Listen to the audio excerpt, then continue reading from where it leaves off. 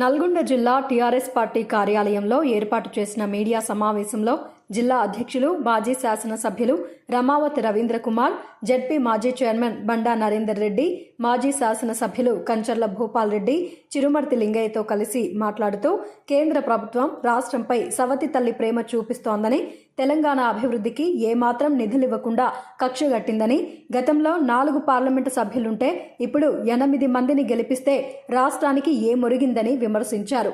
2 కేంద్ర మంత్రులు ఉండి కూడా ఏమీ చేయలేకపోయారని అన్నారు. ఓ పక్క 16 మంది పార్లమెంటు సభ్యులతో చంద్రబాబు విభజన హామీలు నెరవేర్చుకుంటున్నారని అన్నారు. కేంద్ర ప్రభుత్వం తన అధికారం నిలుపుకోవడానికి కొన్ని రాష్ట్రాలకు మాత్రమే భారీగా నిధులు కేటాయించి పక్షపాతంగా వ్యవహరించిందని ఆరోపించారు.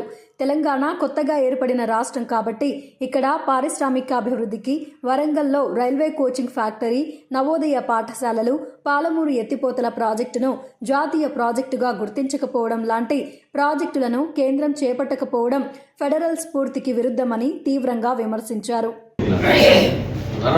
తెలుగు రాష్ట్రాల్లో ఆంధ్రప్రదేశ్ కేటాయితే తప్పలేదు, కానీ మరి ఆనాడు తెలంగాణ రాష్ట్రంలో కరెంటు షార్టేజ్ ఉన్నది. పవర్ ప్రాజెక్టుల నిర్మాణం కొరకు సహాయం చేస్తామన్నారు. అదేవిధంగా కొత్త పరిశ్రమలను ఏర్పాటు చేస్తామన్నారు. వరంగల్లో రైల్వే కోచ్ ఫ్యాక్టరీని ఏర్పాటు చేస్తామన్నారు. అదేవిధంగా తెలంగాణకు గిరిజన యూనివర్సిటీని శాంక్షన్ ఇచ్చారు, కానీ నిధులు ఇవ్వకుండా పూర్తి స్థాయిలో ఫంక్షనింగ్ కాకుండా అందులో అన్యాయం చేసినారు. అదేవిధంగా వెనుకబడ్డ జిల్లాలకు ఆంధ్రప్రదేశ్లో అటు రాయలసీమ కానీ లేకుంటే కోస్తాంధ్ర కానీ అక్కడ కొన్ని జిల్లాలకు వెనుకబడ్డ జిల్లాలకు కూడా సహకారాన్ని అందిస్తామని చెప్పినారు. పోలవరం ప్రాజెక్టు నిర్మాణం కొరకు సహకరిస్తామని చెప్పినారు. మరి ఇన్ని రకాలుగా వారు చేసినప్పుడు ఇక్కడ పాలమూరు రంగారెడ్డి మనది ఉంది. కృష్ణానది జలాల వాటా ఇంతవరకు తేల్స్తలేదు.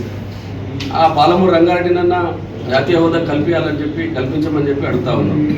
అదేవిధంగా కాళేశ్వరం కొరకు అడిగడికి కలిసిపోయినాం. కానీ తెలంగాణ రాష్ట్రం మీద ఎందుకో మొదటి నుంచి బీజేపీ పార్టీ కానీ నరేంద్ర మోడీ గారు కానీ ఒక సౌత్ తల్లి ప్రేమలాగా తెలంగాణ మీద ఆనాడు కేసీఆర్ మీద కక్ష కట్టినట్టుగా పరిపాలన చేశారు. కానీ ఈ మధ్య కాలంలో తెలంగాణలో కాంగ్రెస్ పార్టీ వచ్చింది. రేవంత్ రెడ్డి గారు ఆ నరేంద్ర మోడీ గారితో కానీ బీజేపీ పార్టీతో మరి రాష్ట్ర పూసుకు తిరుగుతూ ఉన్నారు. పోయినప్పుడల్లా కలుస్తున్నారు. మొన్న ఈ బడ్జెట్ కంటే ముందు అందరు కేంద్ర మంత్రుల ఇళ్ల చుట్టూ తిరిగి కాగితాలు ఇచ్చుకుంటూ తిరిగేది. కనీసం వారు ఏం చేసినట్టు వారు అక్కడ ప్రభుత్వానికి మరి ఇండైరెక్ట్గా సపోర్ట్ చేస్తూ కూడా ₹1 కూడా తెలంగాణ రాష్ట్రానికి తీసుకురాకపోవడం అనేది ఇక్కడ తెలంగాణ రాష్ట్రంలో కాంగ్రెస్ పార్టీ ప్రభుత్వం యొక్క వైఫల్యంగా కూడా మనం భావించాల్సిన అవసరం ఉంటుంది.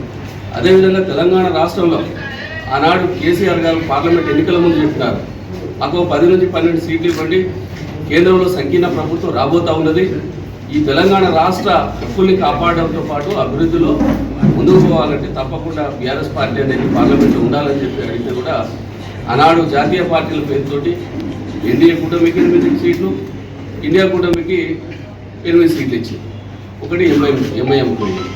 కానీ ఈ 8 కలిపితే 16 సీట్లు ఎన్డీఏ కానీ ఇండియా కూటమి కానీ ఇచ్చినా జాతీయ పార్టీలుగా చెప్పుకునే వాళ్ళు ఒక్కరు కూడా పార్లమెంట్లో మాట్లాడడం కానీ ప్రభుత్వం దృష్టికి తీసుకుపోవడం కానీ తెలంగాణ రాష్ట్రం యొక్క అభివృద్ధిని కోరుకునే విషయంలో ఎక్కడ కూడా మాట్లాడకపోవడం అనేది చాలా దురదృష్టకరం. ఇంకొకటి ఏంటంటే గతంలో కంటే 4 సీట్లు బీజేపీకి పార్లమెంట్ సీట్లు ఉంటే ఈసారి 4 పెంచి 8 సీట్లు ఇచ్చినారు. 2 కేంద్ర మంత్రులు ఉన్నారు.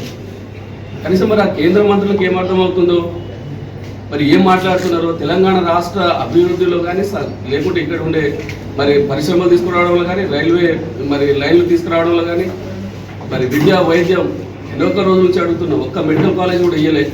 మన రాష్ట్ర ప్రభుత్వమే కాలేజీలు నిర్మాణం చేసిన మెడికల్ కాలేజీలు, నవోదయ పాఠశాలలు ఇవ్వమని అనేక రోజుల నుంచి అడుగుతూ ఉన్నాం. ఏవి కూడా కేంద్ర ప్రభుత్వ సహకారం ₹1 కూడా తెలంగాణకు రాకపోవడం చాలా దురదృష్టకరం. పైపెచ్చి తెలంగాణ రాష్ట్రం నుంచి మనం కట్టే పన్నుల ద్వారా ఇలా కేంద్ర ప్రభుత్వం అనేక రాష్ట్రాలని మన నిధులతోటే సాగుతూ ఉన్నారు. కానీ మన రాష్ట్రానికి కావాల్సిన ఏ ఒక్క కార్యక్రమం కూడా మరి కేంద్ర ప్రభుత్వ బడ్జెట్లో పెట్టకపోవడం చాలా దురదృష్టకరం.